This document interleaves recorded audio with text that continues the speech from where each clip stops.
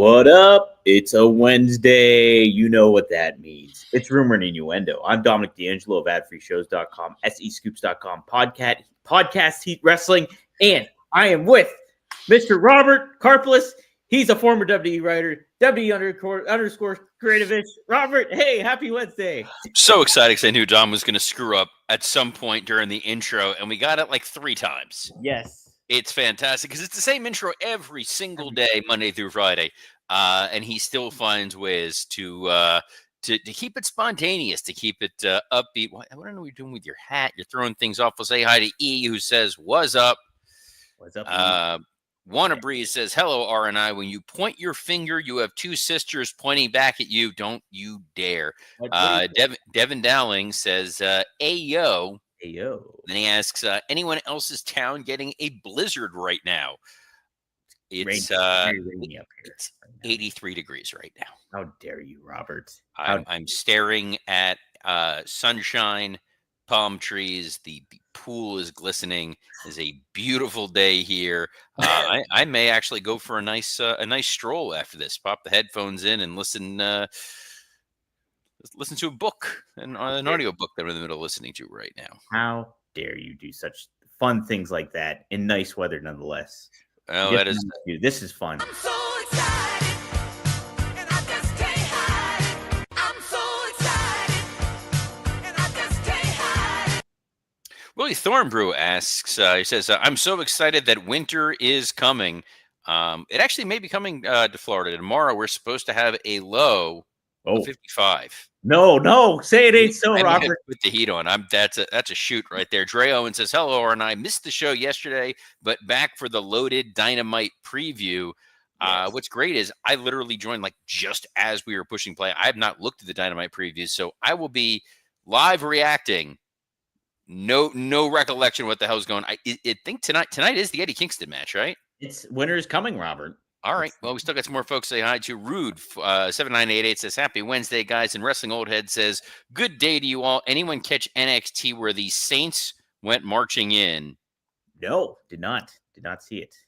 No, I watched NXT Deadline. So myself and Scott Chapman recorded and talked about that. That's up on the Working Stiff Patreon.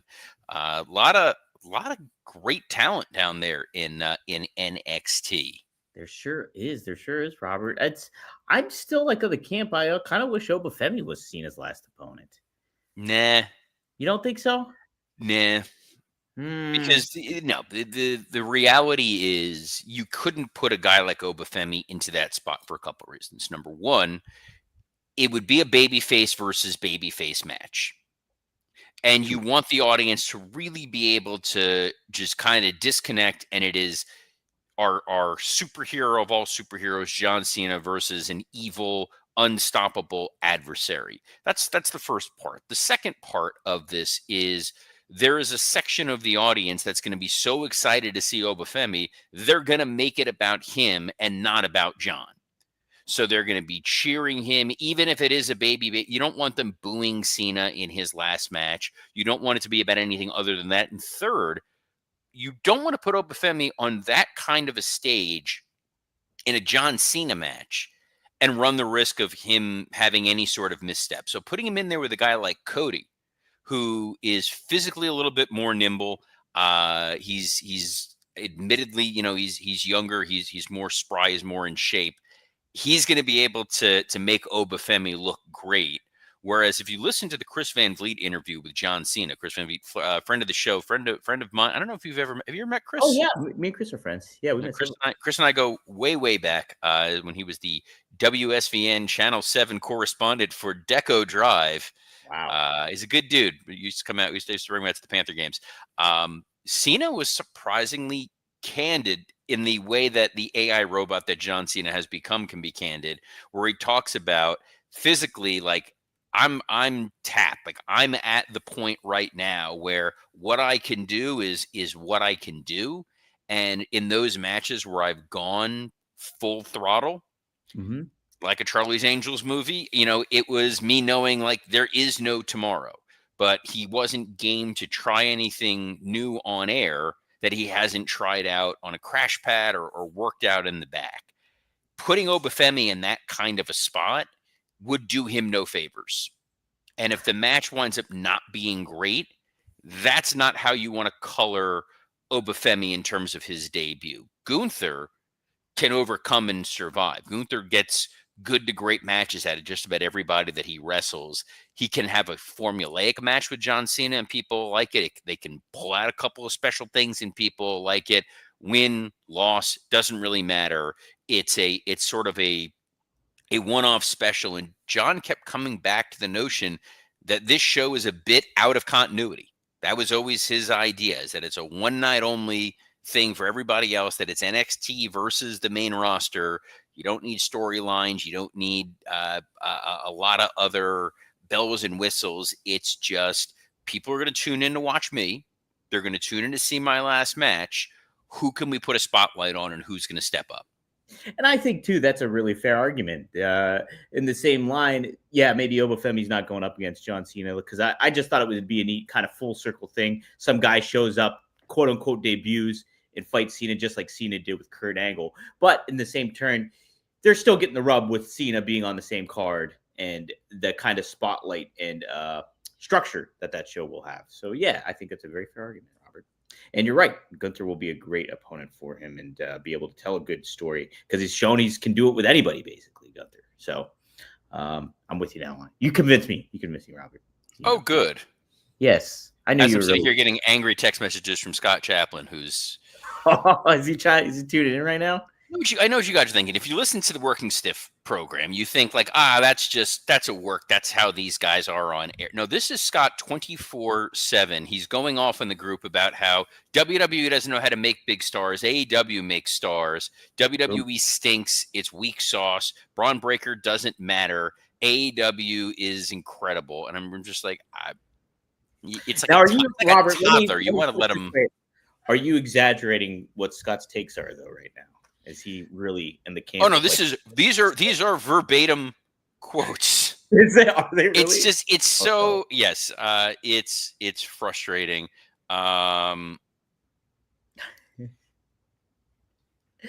Who you are making this up? WWE stinks. Yeah, Rhea isn't even judged by her matches. It's just that dorks think she's hot. Sometimes he's doing it just to get under skin. Yes, it seems like it happens. But you know what? He's passionate about what he loves. He is an AEW sicko. And speaking of all, Marty's pissed. I think he's excited. You talk about All Elite Wrestling. I'm going to go get the dog.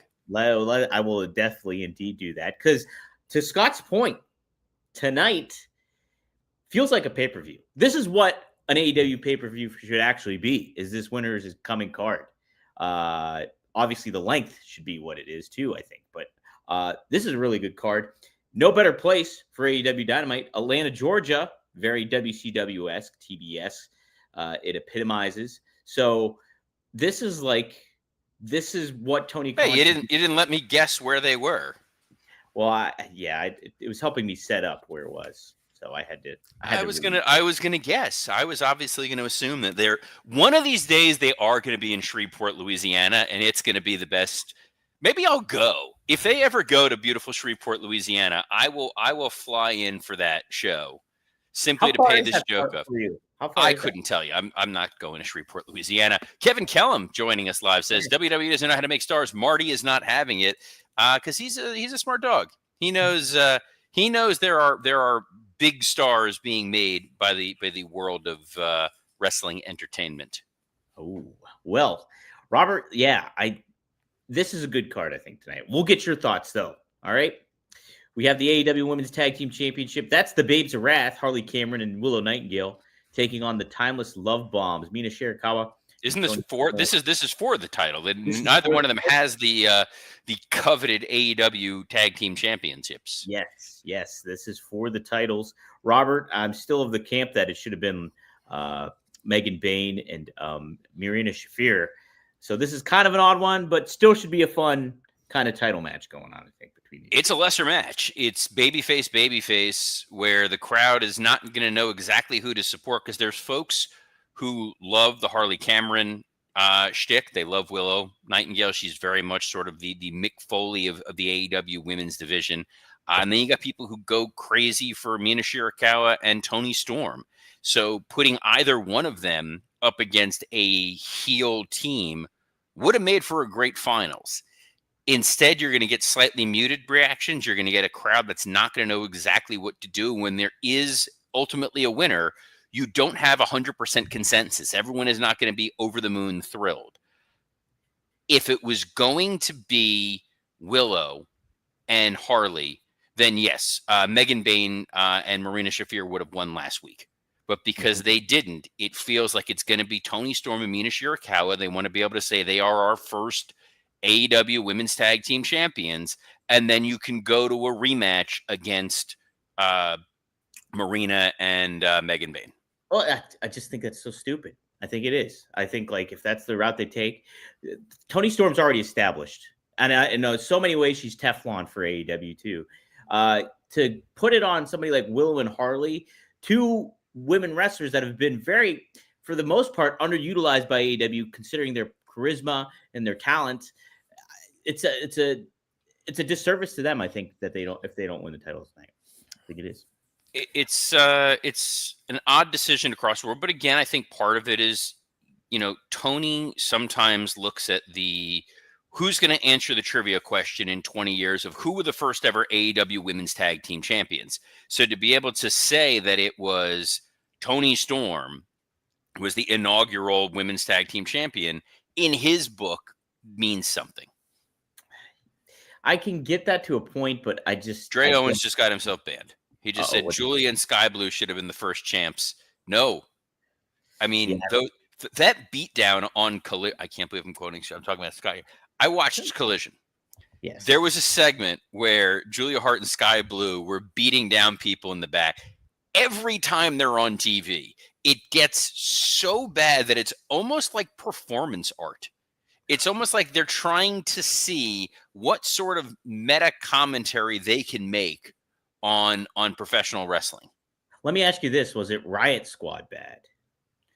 I like the Riot Squad. You liked the Riot Squad, Robert? Riot Squad were great. No. What do you have against the Riot Squad? They were awful. The stuff they did backstage, like spray painting doors or like knocking over trash cans, it was like... It was edgy. It was edgy, Dom. You don't understand.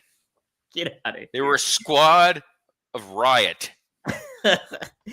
Hey, we're gonna get a riot with this one, Robert. It's I don't know even know where to pivot with you because I don't have the card in front of me. So again, I don't know if I'm setting up something here.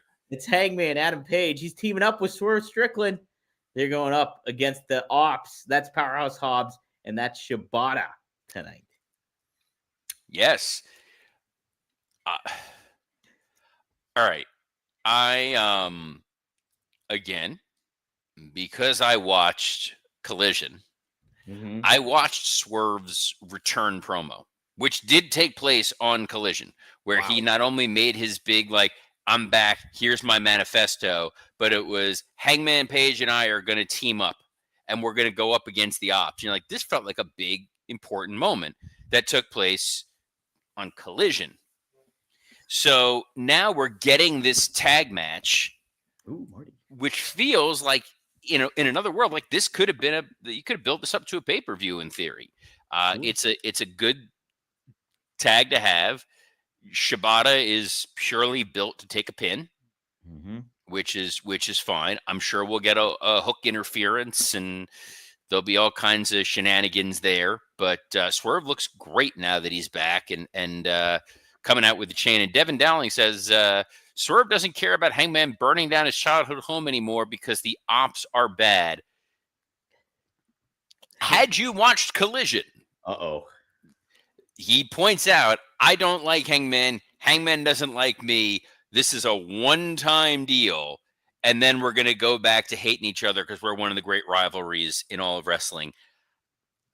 Again, it's you kind of forget, like, well, Hunter tried to have Steve Austin killed, and then they went on a two-man power trip.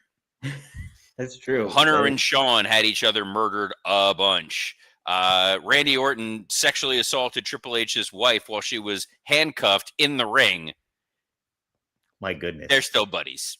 Like wrestling is just one of those where if you have a long memory, either you're going to be disturbed in the head or you're going to be Kevin Owens, which was always Kevin Owens' gimmick. The only guy who remembers what happened in wrestling. Willie Thornberry says, what is this collision you speak of? This was because it was Continental Classic and Scott was like, hey, you should watch an episode of Collision. I watched it. You're not going to believe this is what they gave away on Collision. Let's hear it.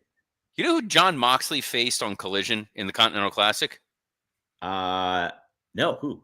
Konosuke Takeshita. Oh my God. Takeshita beat Moxley clean on Collision. Dude, and before people get all like, "Well, this is fun," this would have been like in the peak of the Attitude Era. If you would have been like, "Oh yeah, no, Triple H beat The Rock on Sunday Night Heat." Yeah, clean. And it's not a Super Bowl halftime show either. And not on halftime heat with that camera coming down, which is still one of the dumbest decisions in the history of wrestling. I hate that camera. That damn camera. Yes, that's some of the best acting The Rock ever did, yelling at that camera. Well, hey, we got more Continental Classic going down, Robert. It's good. The Gold League. Okada. He's by the way, mm-hmm. outside of Tony Marie Khan, whom we love, who is keeping track of what league is which? I don't think anybody. Like, are there kids on the playground? I don't have kids that even go on the playground, and they're like, "Who you got winning the Gold League, brah?" Is that how kids talk nowadays on the playground, brah? I don't know, and that's not how my kids talk. But my kids also don't watch wrestling, so yeah, they're not coming up to me like, "Hey, Dad, can we stay up and watch Collision?" Well, Robert, you got Okada. He's 1-1. He's got 3 points. Hold on. Wrestling Old Head says it's like Pokemon. No. If we're gonna go gold and blue, that's early '90s X-Men. Yes, you gotta go X-Men. That's 1991 X-Men when they split them with the X-Men and the Uncanny X-Men. Mm-hmm. And I know a lot of people like blue because that had Wolverine. I was a gold guy because I'm a Colossus guy. Best character in all of comic books. Oh, you give me Gambit any day of the week. X-Men Uncanny X-Men 266 is one of the few that I do not own. That I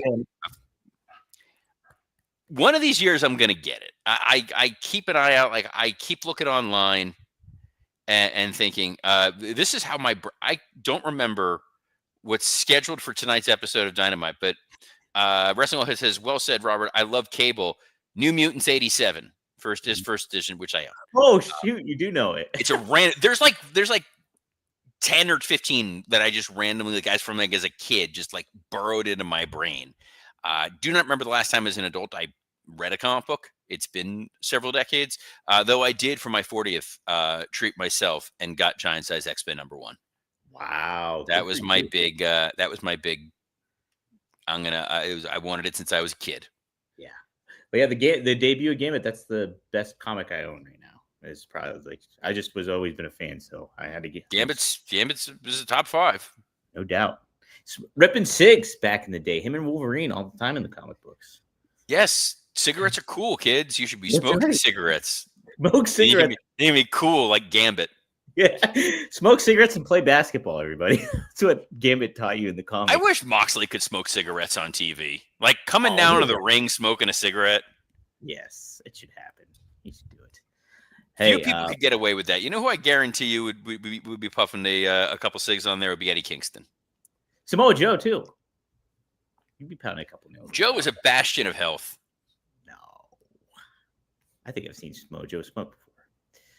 I'm trying to think most wrestlers dip because they're worried about the lung capacity. Yeah, true.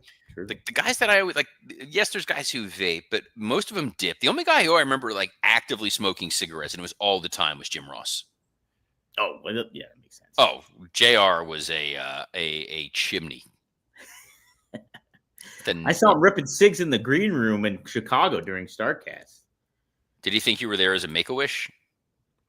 Oh man, what's wrong with this one? What's that short bald kid doing here? Hey Connie, what's with the little shrimp looking kid? What kind of cancer you got there, little guy?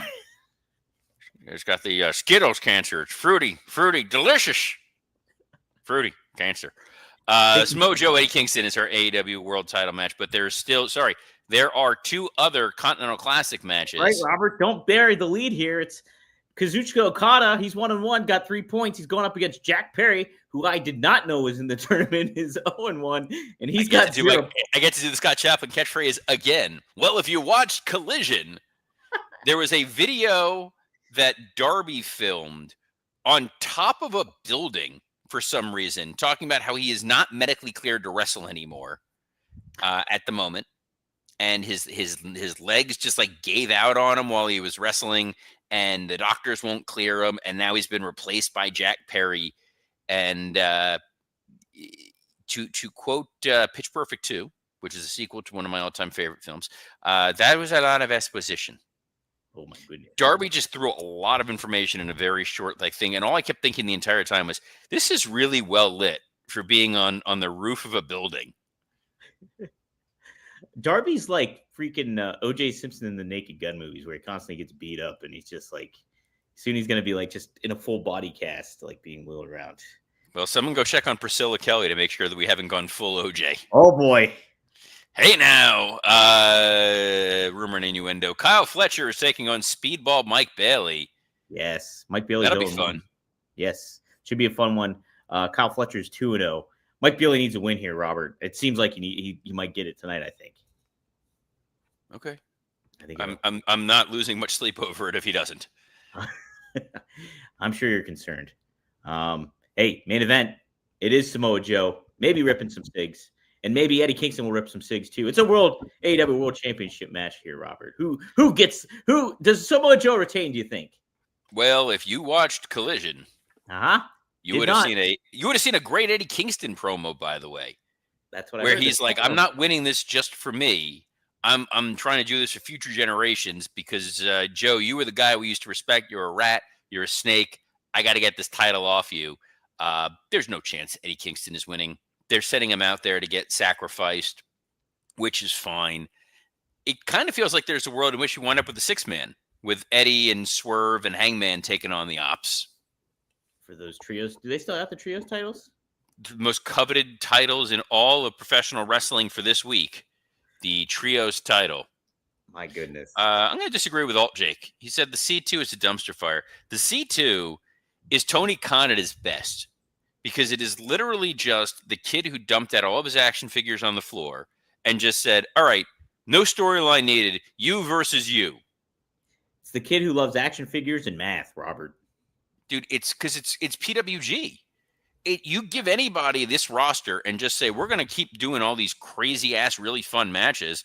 You know what? Yeah, give me Kyle Fletcher versus Speedball Mike Bailey. Give me Okada versus Jack Perry. I don't need a story. Let them go out there and just have a match. They did Mascara Dorada versus Claudio on Collision. Right. And they just, there it is. There's no consequence. None of it matters because we then seem stupid when we think that these matches matter. And then there's zero follow-up. Well, at least they have something to fight for, you know, the Continental title. Is that what it is?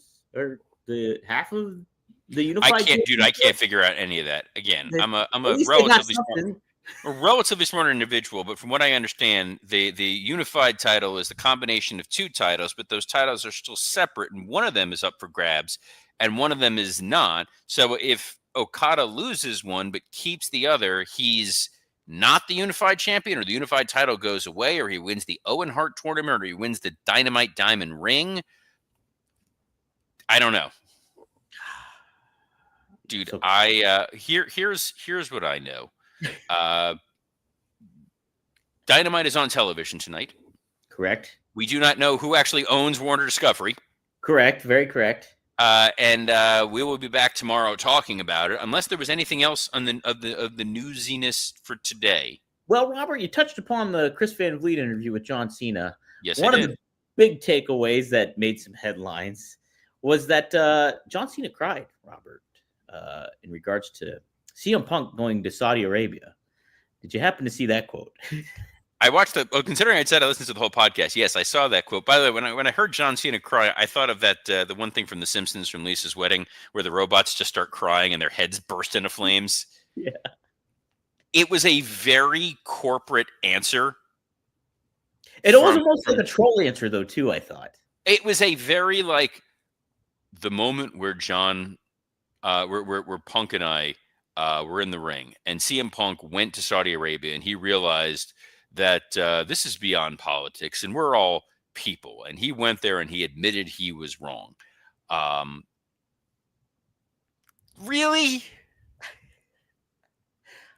I think there's a little. I don't want to say it's totally tongue in cheek whatsoever, because I don't think it is. But I think in a way, John Cena knows how his brand is online. He says something like that, then you go look at his Instagram, and it balances out the scales of all that. I think in a little way. John Cena is a guy. So on this Thursday's episode of Working Stiff, Scott Chaplin and I are going to talk quite a bit about the legacy of John Cena, and I've got some good John Cena stories and things like that we'll touch on. This was the most, like, you could almost see the little red dot from the sniper. Yeah, like it was. Again, we'll go back to The Simpsons. Like, that CM Punk moment was the Krusty the Clown. It moved me to a bigger house. Yes, CM Punk went to Saudi Arabia and apologized for talking about blood money because he got a lot of blood money. And if your favorite moment is when a guy was paid to go over there and say, "I'm sorry," in the most expensive cameo video ever purchased, good for you, John Cena. Good for all of you for joining us here, as you do every Monday through Friday at noon Eastern, on, dare I say, a plethora of platforms, including WW_Creative_ISH X account, the @SE Scoops X account, the @Dominic D'Angelo X account, and on YouTube on Rumor and Innuendo, ad-free shows, and podcast heat. Another one in the books. Looking forward to talking all things Dynamite and whether or not Speedball Mike Bailey picked up that all-important point. So on behalf of the man who might not sleep tonight until he finds out what happened to Speedball Mike Bailey, Dominic D'Angelo, I'm Robert Karpolis. Best of luck in your future endeavors. Real men also cry, dude. Shh.